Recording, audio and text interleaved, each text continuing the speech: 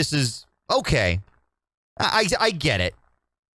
Climate change is fastly increasing the opportunity, the likelihood that this will happen. However, it looks like this thing is going to happen no matter what. Every 100 to 200 years, we have like apparently massive mega flooding. The last time in 1862, where portions of the state were underwater.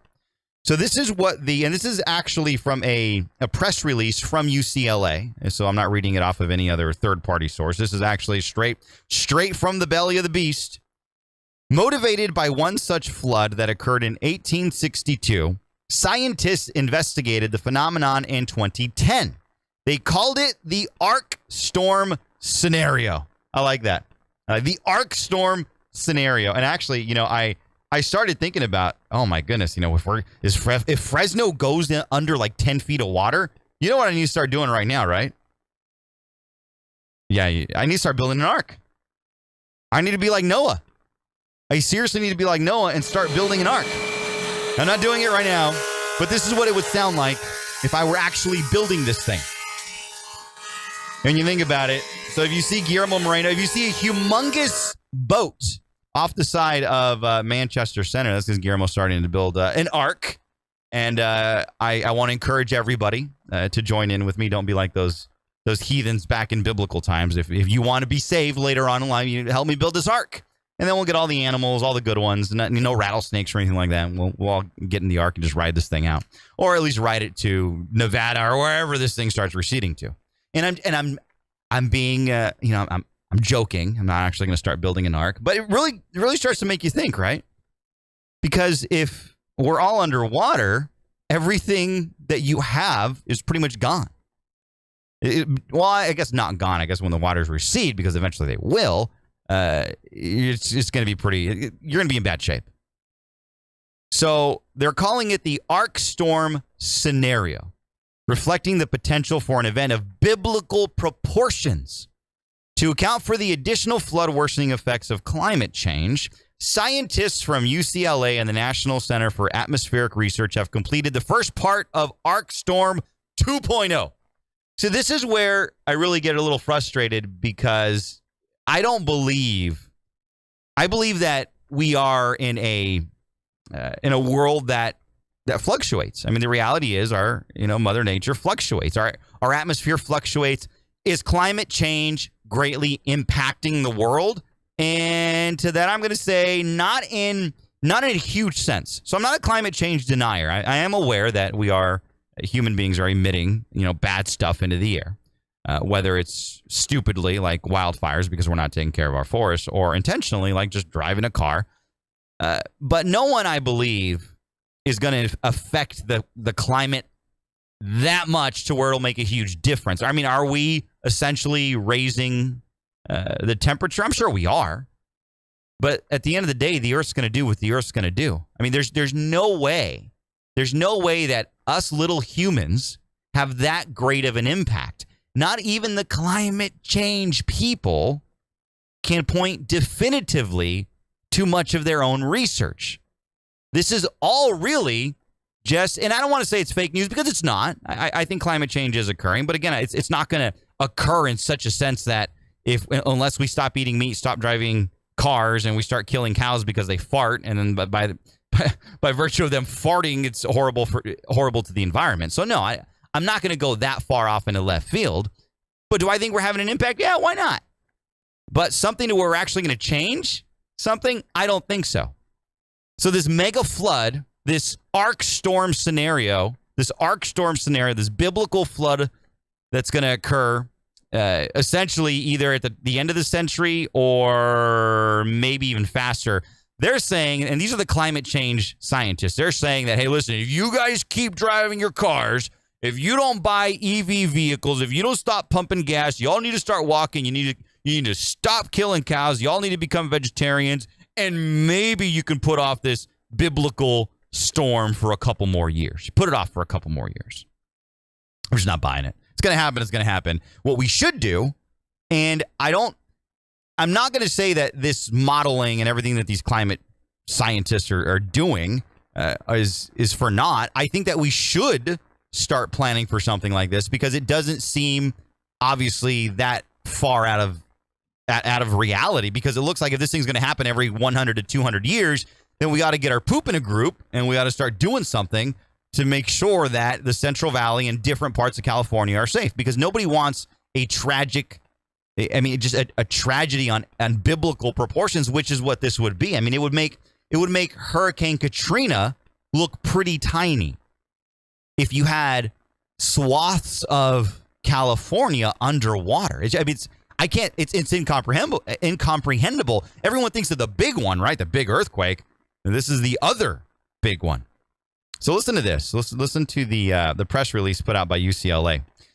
In the future scenario, the storm sequence is bigger in almost every respect, says Daniel Swain, UCLA climate scientist and co-author of the paper, which is published in the journal Science Advances. There's more rain overall, more intense rainfall on an hourly basis, and stronger wind.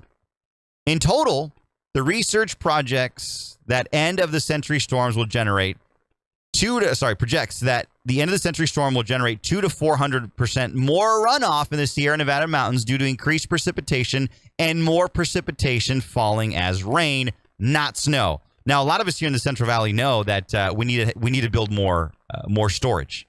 We need to build more water storage. So if we were to actually build water storage and do what we should be doing, especially for our farmers, we might actually be able, and I'm not saying we might be able to mitigate this thing entirely, but we might be able to mitigate this thing a little bit. If you build water storage and you have better flood preparation and more runoffs, you might be able to mitigate any chance of a humongous tragedy. But this is where I kind of get a little, this is where the science gets a little fishy, as it always does, right? Coming from the government and the climate change people. And again, these are climate scientists, all right? Climate scientists that are telling you about this mega flood. Here's the other thing you got to realize about the left. They love to scare the hell out of you. You know that? They love to scare the you know, they want you to submit in fear. That's what the left does. You saw them doing it in 2016, right? With Trump. Man, this guy, if President Trump gets elected, man, we're all dead. It's going to be World War III. This guy's going to fire off the nukes in every direction. We're done. We're finished. That happened? No. COVID-19. If you don't get vaxxed, you're going to die. If you don't get vaccinated, you're going to die. You better, and if you go out of your house and you don't wear a mask, you're going to die. That happened? Well, I guess it's a bad question. Yeah. But you get what I'm saying. They love to scare you. President Trump is going to run again in 2024. That's horrible for democracy. I mean, this whole damn place is going to look like Cuba real soon if you let him run. There's quite a bit of fallacy in that. But that's what the left wants to do. They want to scare you, right? They scare minority populations all the time. America's racist against you. It's all fear. It's all fear-mongering, right? AOC a couple of years ago, we only have 12 years to live. Well, can we get the climate change people against each other? Because this is apparently going to happen at the maybe 2081 to 2100. So if that's going to happen then, but AOC says we're only going to live to 12 years, so we should be partying it up for the next 12 years. So not even the climate change people can get on the damn page together, which is kind of funny. But this is where, when I read this paragraph from the press release from UCLA, where these climate change scientists are from, this is where I said, all right, I don't know if I believe this. The researchers used a combination of new high-resolution weather modeling and existing climate models to compare two extreme scenarios. So I'm not sure if you caught that sentence. So the researchers used a combination of new high-resolution weather modeling. This is new modeling, our new technology. Never have we apparently been able to do this. And existing climate models to compare two extreme scenarios. Well, why not just kind of normal scenarios? Like, why do you got to go to like extreme scenarios? Like, what? It's like politics these days. Well, you got the extreme left and you got the extreme right. All right. Well, that on its basis alone is raising an eyebrow. Like, okay, they're trying to go to two extreme opposites. One that would occur once per century. And this is how they're backing that up. In the recent historical climate, all right, because they're saying, hey, listen, every 1 to 200 years, you have this projected mega flood. All right. And then the other, they're projecting in 2081, the year 2081 to 2100. Both would involve a long series of storms fueled by atmospheric rivers over the course of a month. The paper also simulated how the storms would affect parts of California at a local level. So here you go. All right. So they have this new modeling. All right. And they're saying, look, worst case scenario. That's like me saying, hey, I'm going to bring a bunch of gasoline tanks around the house. All right. And I'm just going to put them around the house. And worst case scenario, we're going to see if people smoking by these tanks. Just lights the whole place up. And worst case. Well, yeah. Worst case scenario, you're going to burn down the damn house. Right. So that's why, and I'm not going to be like Dr. Fauci and fake it and say, I'm a scientist. I know what I'm talking. I have no idea what I'm talking about when it comes to the climate. No idea. But when I'm on radio, I can kind of be an expert, just like everyone is an expert on Facebook. But you get what I'm saying? When you look at because every type of study, every type of hypothesis, I guess, you got to start out with something, right? And then you got to prove it or disprove it. So, these guys are looking at an event that happened in 1862? 1862, yeah. The Great Flood. The Great Flood of 1862. They're looking at that, and they're saying, hey, could this happen again? Well, yeah, look at this new modeling. And because I always give you the truth here. So apparently, they are able to do this because they're able to look at, and I got to figure out where the heck this thing is in the article. They're able to look at, it's kind of like archaeology. They're able to look at, I guess, collection of soil samples and whatnot. So they're able to say, hey, look, this thing does actually happen every 1 to 200 years in California. So that's the premise. The premise is, hey, we're able to dig and look. And the earth is telling us that, every 100 to 200 years, there's this mega flood, this mega storm. And then they're saying now that with modeling, they're able to project this, out a little bit further. So y'all got to get your poop in a group and you got to figure this out. So there's two ways of looking at this. There's the first way is, all right, well, let's get our poop in a group and start preparing for this. I believe that we as Americans are just ill prepared for everything. We're like the biggest procrastinators in the world. I think Americans are the biggest procrastinators in the world. If this is actually going to happen, this mega flood, then maybe we should start prepping for it. And good news, right? We got some good news. We here in the Central Valley, especially this portion of the valley, we need water storage. So why not build some of this water storage to collect some of this rain and then start making sure that our flood protection measures down here in the valley are adequate to either diffuse a lot of this water to make sure that the flood or the impacts of the flood are lessened, or hopefully maybe you can get rid of them.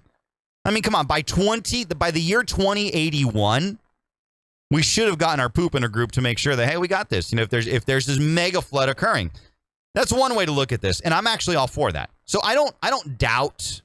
Well, I guess I kind of do, but let's just take for argument's sake, all right? Because the left is always like, Guillermo, you Trumper, you're the biggest climate change denier. You're an election denier. You're an everything denier. Let's just pretend, all right, like the left likes to do with a lot of stuff. Let's just pretend that you're right. And this mega flood of epic proportions, this arc flood is going to happen. Let's start getting ready for it. All right. If we start transitioning into, and by the way, this is just the first portion of this study. I guess they're going to keep doing this. So this is Arc Storm 2.0.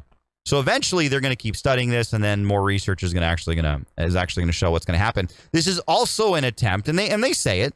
This is also an attempt to partner with other agencies and to figure out if they can get some more money to start, figuring out if there's some kind of other preventative measures they can invest in now to make sure that we're ready and we're prepared. Which I'm all for. Why not? Right? Why not? If they're projecting something this catastrophic, I don't just want to turn a blind eye to it. However, if this goes into and this evolves into this entirely climate change frenzy, like the left usually does in California. If Gavin Newsom, which they are, they want to, did they succeed in banning the car in like 2030 in California, gas powered? I think they did, right? Gas powered vehicles in 20 whatever. Gavin Newsom. Don't give them any ideas. But if they had their way, they'd want they would want America, but they want Californians to stop driving their cars, stop eating meat. They want us to stop breathing. If you're a conservative, they want you to stop breathing. I mean, don't breathe at all because you're going to ruin the climate. I mean, that's where they're headed. And if this mega storm, this arc, what do they call it? This arc storm of biblical proportions does happen, then at least we should be ready for it. That's all I'm saying. We should at least be ready for it. Again, if you see me off of Manchester and I'm building an arc, and you want to help me out, I don't know, maybe, and they do have a contact. Maybe I'll contact. They do have a media contact. Maybe I'll contact UCLA. We'll get one of these climate change guys on. And I don't know, maybe I will start, getting some cedar wood. Is that what the Noah's Ark was made out of? It was made out of cedar wood, and then they measured it by cubits. And well, Eric's going to be joining me in the next segment, and he's a smart guy. So if there's anyone that I would get to help me build my ark for this mega flood, it would definitely be Eric right there. I would be him. And God. You need God, too. I mean, I don't know how to put anything together. If you were to trust me to build anything, you're looking at the wrong guy. I can't build anything for my life. Anyhow, Eric Olson is going to be joining me on a very somber anniversary on our pullout in Afghanistan. He's going to give us the latest details coming out of the region when we come back here on the Best Talk in Town. Guillermo Moreno filling in for Alan Autry.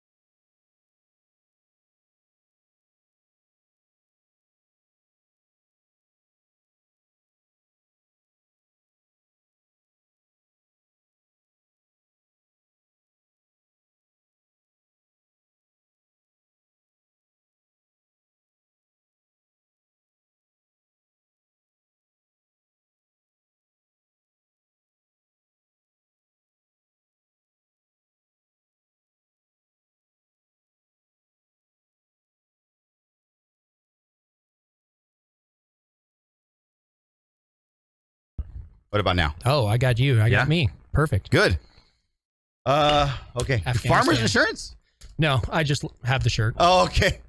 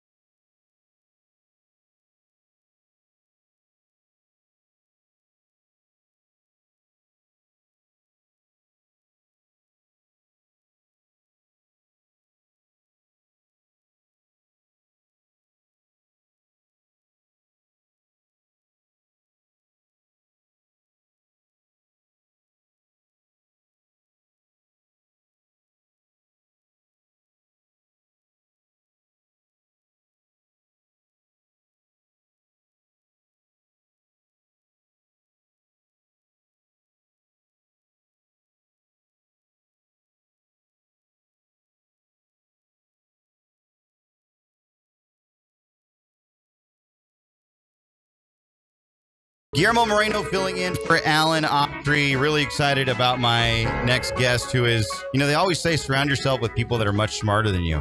And we definitely do that here. And you are, you're a brain when it comes to a lot of things, especially Afghanistan. And I've had you on before. Eric Olson, Vice President of Allied Rescue Coalition, a blessing, a great nonprofit, 501c3. Yep. There's only so many nonprofit. You see 20, whatever. I see whatever. It's a nonprofit. Yeah, you're a nonprofit, and you guys you've been so active in Afghanistan. And when the government doesn't do their job, and when the United States turns their back on our allies, on the Afghan people, it's great to know that you, and there are many organizations that do it. Absolutely. And there should be. We shouldn't. It's one of those things where this is one of those areas where you want a lot of organizations on the ground, just so many people. I've been guilty because I haven't spent as much time on Afghanistan as I should. I think the American attention span is extremely, extremely tiny. I mean, everyone's already they're over the Trump Mar-a-Lago thing, and before you know it, next week it'll be something else. But Eric, before we move any further, the 1 year anniversary of the disastrous pullout. The White House says, no, we want to change a thing. We're still good. We're still glad we did it. Give us an update give us the 30,000 foot view of what's going on in Afghanistan. Eric Olson, Vice President of Allied Rescue Coalition. Well, thanks, Guillermo, for having me on. It's, Afghanistan is turning back into Afghanistan. The Taliban is in charge. Oh man, I don't even know where to start on the 30,000 foot. It's Taliban. We've got girls can't go to school. Women are back to full head covers. Can't go out in public without male relatives. No rights at all. Women can be beaten for any reason or no reason. For the squeamish listeners, I'm sorry. Murder, rape is very, very, very common for people the Taliban just doesn't agree with.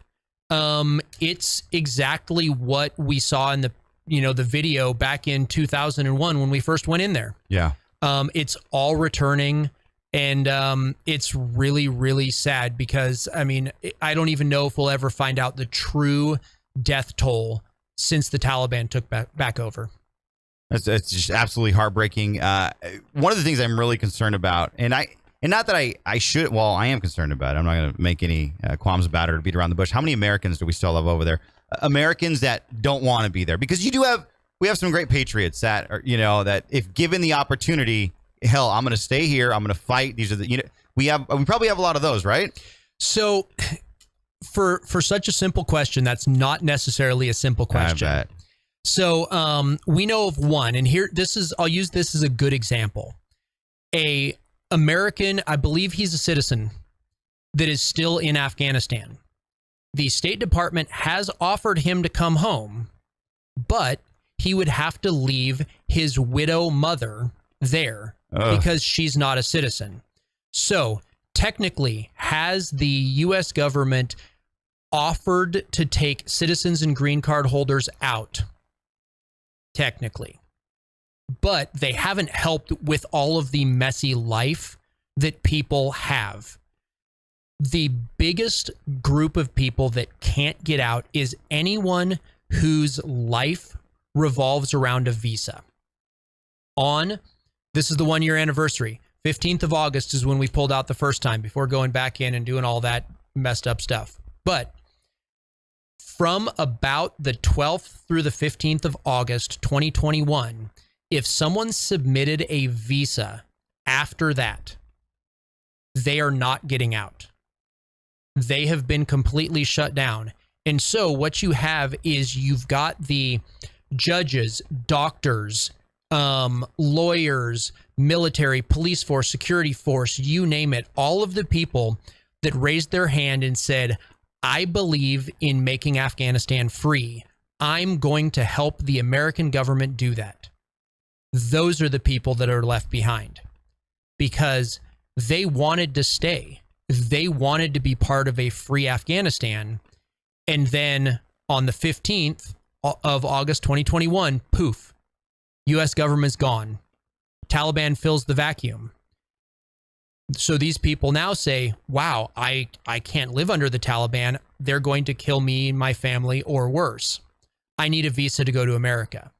Those are the people that have been left behind now. Do we know how many SIVs they've killed? And I hate to ask the question, like, hey, how a year later, how bad has it been?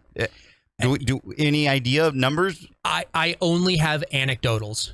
I mean, I know I've seen video of former Afghan special forces and police forces being lined up and shot by the Taliban. I know that it's happening. We have firsthand reports of there's a doctor and a nurse that had a clinic that actually provided medical care for female Afghans. They were almost killed. They got away. But they came in, the Taliban destroyed their doctor's office and beat both of them severely. So we know that it's happening. They're finding dead bodies pretty regularly. But because it's the Taliban, there's no one that can operate freely in the country. So there's no way of determining other than, oh, I know of this person who had this many family members, and you can't know everyone. Yeah. So I wish I had an answer to that, but no matter what the answer is, it's bad. Yeah, that's a very good point. Eric Olson with Allied Rescue Coalition. He's the vice president of Allied Rescue Coalition. Well, before I get into that question, it's information actually has gotten out about the situation in Afghanistan. I remember the Big Fresno Fair last year in October. We had the radio station booth was in front of a gem guy. He was selling gems. And there's a big market for gems. Yes. The little kids love them because they're in the app games and whatever. Anyhow, so he looked Latino. Some Afghanistans look Latino. Mm-hmm. And so he kept watching me and looking and watching me, and came over and he goes, "Hey, you guys are conservative, huh?" And I said, absolutely. You can't tell by the Trader Joe's shirts we were selling or the FJB shirts we were selling. And he goes, "Yeah." He goes, I'm an Afghan." And he said that his father used to be one of the bankers. He used to own a bank or something. And when all that went down, they got him and his family out, and he stayed for about a year in Washington D.C.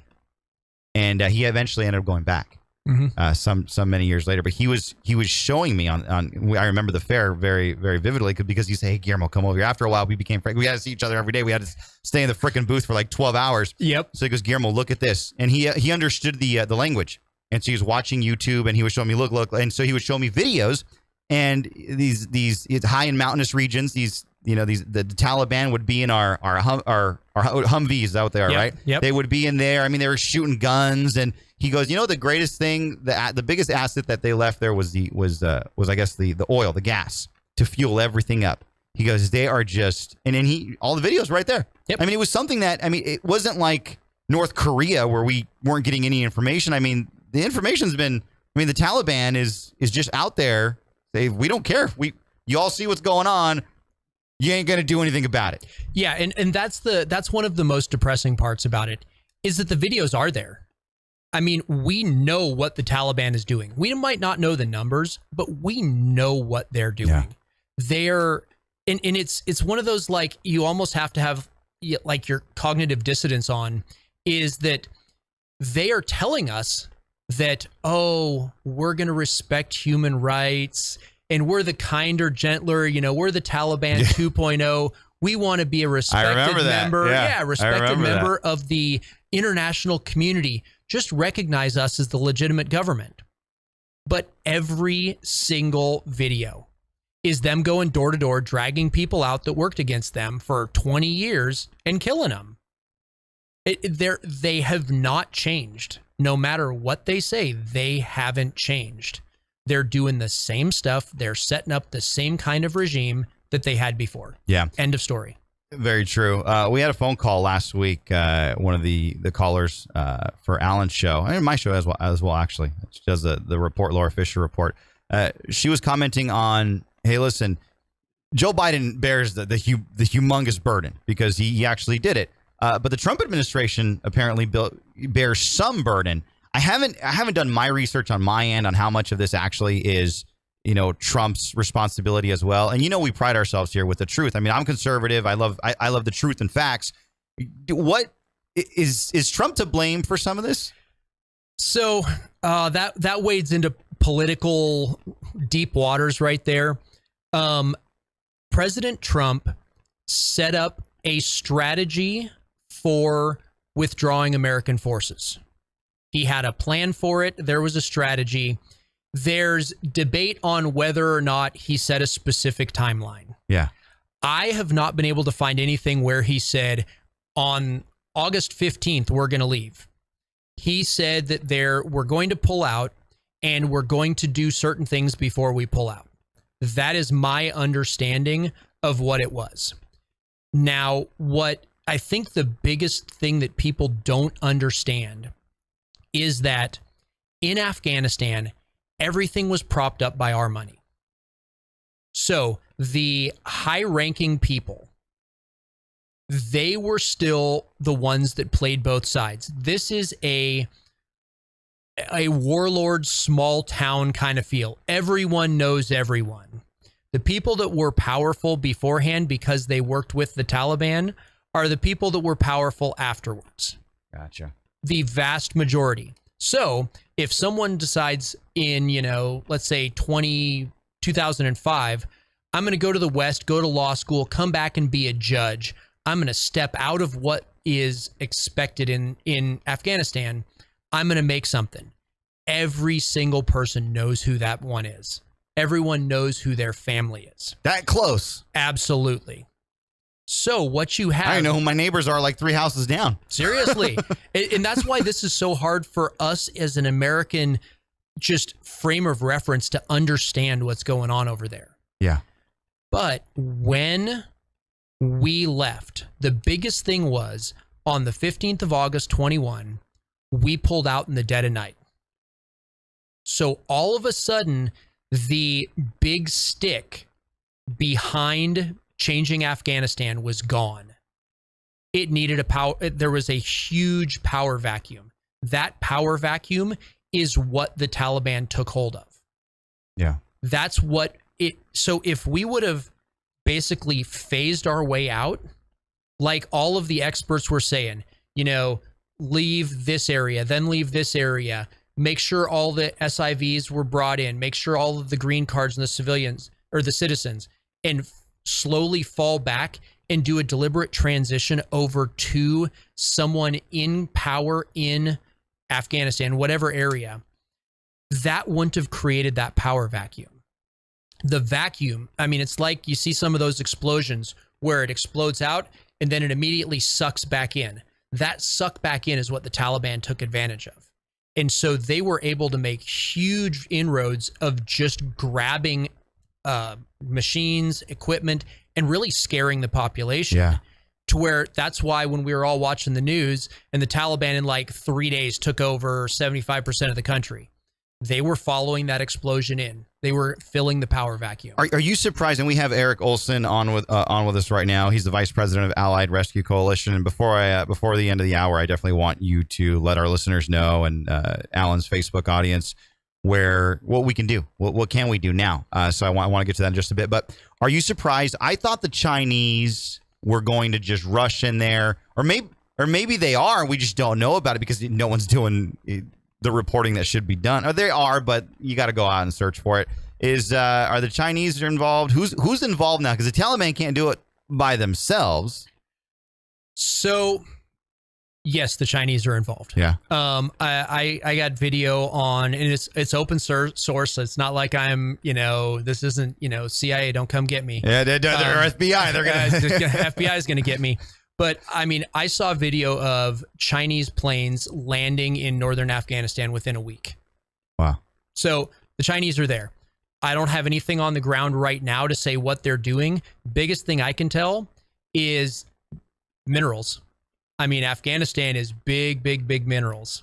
What's China need a lot of because of all their exports and everything? They need minerals. So did you serve in Afghanistan? I didn't. I was actually in Iraq. Iraq, twice, but I was never in Afghanistan. Gotcha. Okay.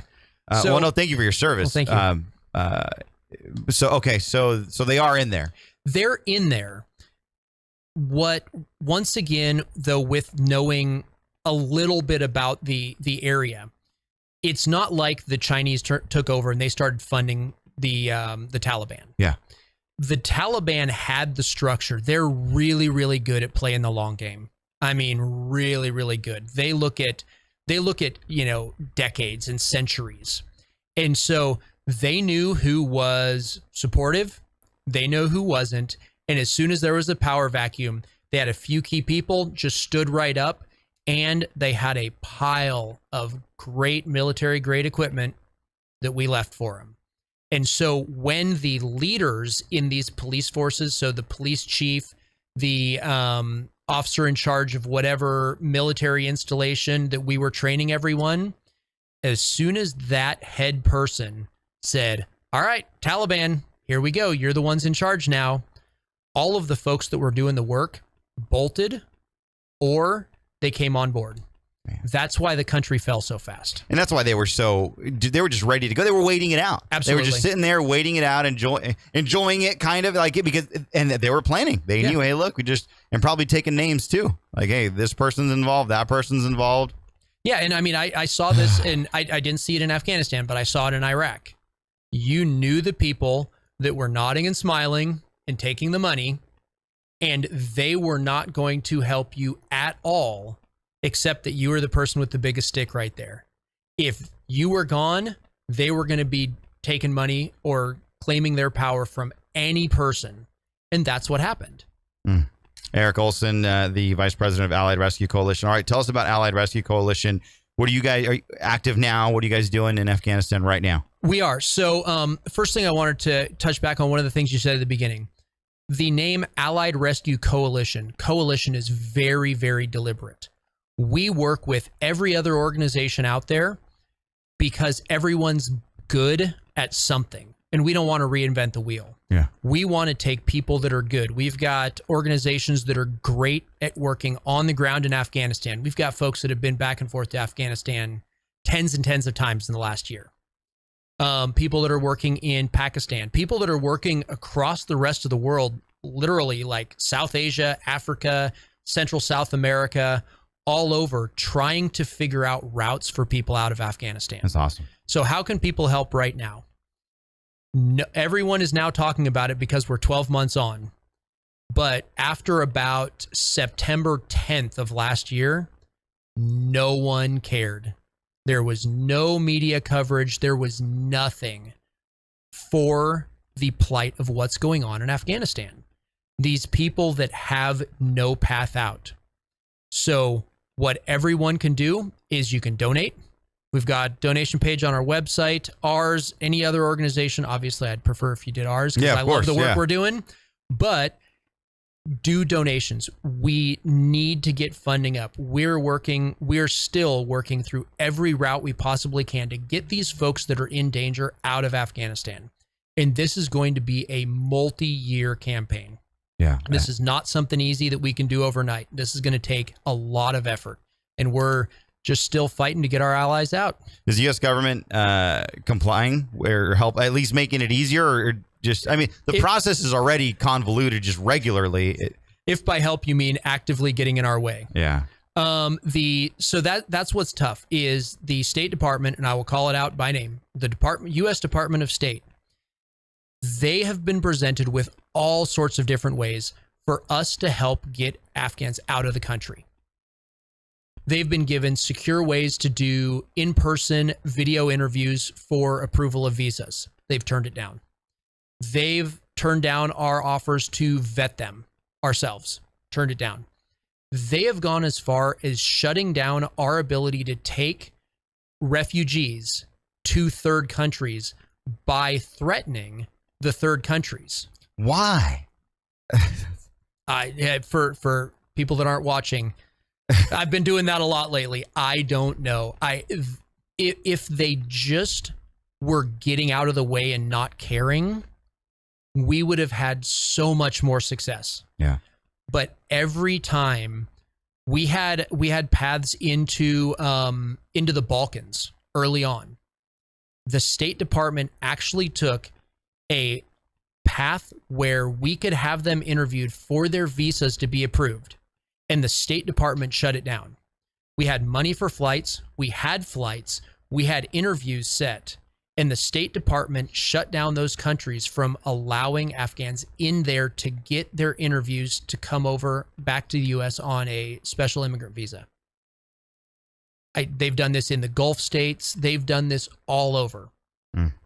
By shutting down the ability of us to get their visas finalized, they have made it almost impossible to get people out. Have you tried going in through Mexico? Just bring them to the border. They'll problem solved. I shouldn't. I know. I'm not even going to go there. There's so many things I want to say that I'm just not going to. I'll say them. Eric Olson, Vice President of Allied Rescue Coalition. What's the website and how can people donate? AlliedRescueCoalition.org. There's a donate page right there. You just have to press the button. We'll take any donations we can get. We are still actively working. There is a list of thousands and thousands of people that are still in danger that need to get out of Afghanistan. We're still working. We're going to keep going and helping them out. Hey, bring our allies home. Bring our allies home. Go to AlliedRescueCoalition.org, AlliedRescueCoalition.org. Got to say it 9 times in the radio, Eric. AlliedRescueCoalition.org, AlliedRescueCoalition.org. We'll be right back.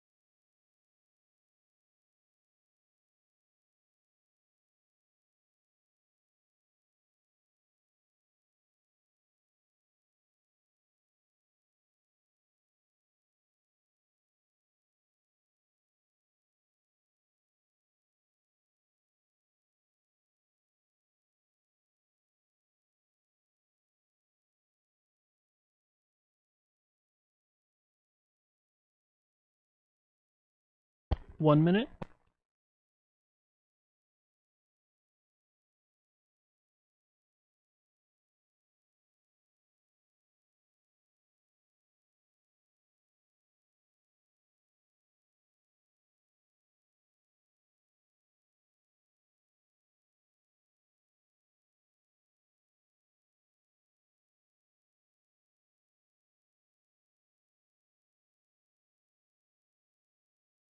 Thirty seconds.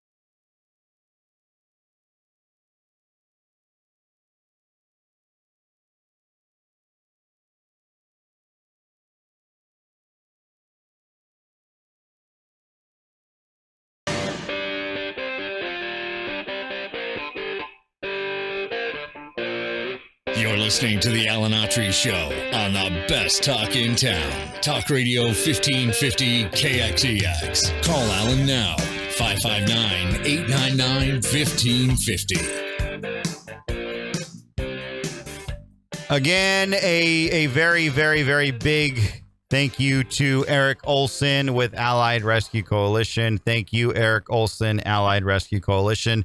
If you want to give and be a part of the effort there to help out those who helped our forces out, alliedrescuecoalition.org, alliedrescuecoalition.org. Told me some stuff in the break that I can't say, but you definitely want to support this group. They're doing some wonderful things.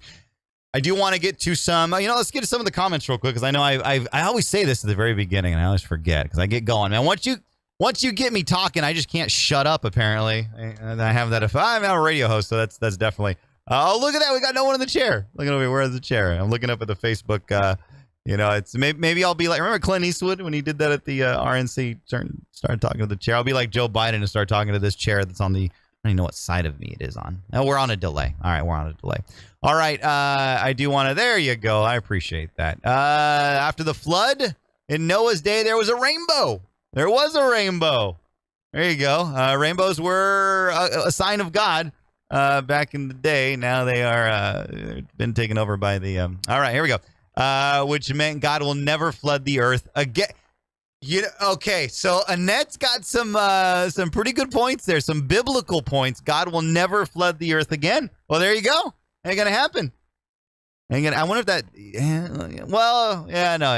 I'll leave it there. Let's see here. We need term limits for everyone. We also need random drug testing. Don't need alcoholics, druggies running the United States. I'm out of context there. But hey, I wanted to let everybody know. I also forgot this last time. Apologize. But Brian Kilmeade has joined our lineup here. Brian Kilmeade, 6 a.m. to 9 a.m. He began today. We love Brian Kilmeade's show. It's absolutely fantastic. Great addition to Talk Radio 1550 KXEX, and a lot more to come. We'll tell you about them during my hour, the 4 p.m. hour. Alan Autry will be back midweek. Thank you, everyone, for watching. And until then, top of the hour news coming right up. Who cares about the clouds?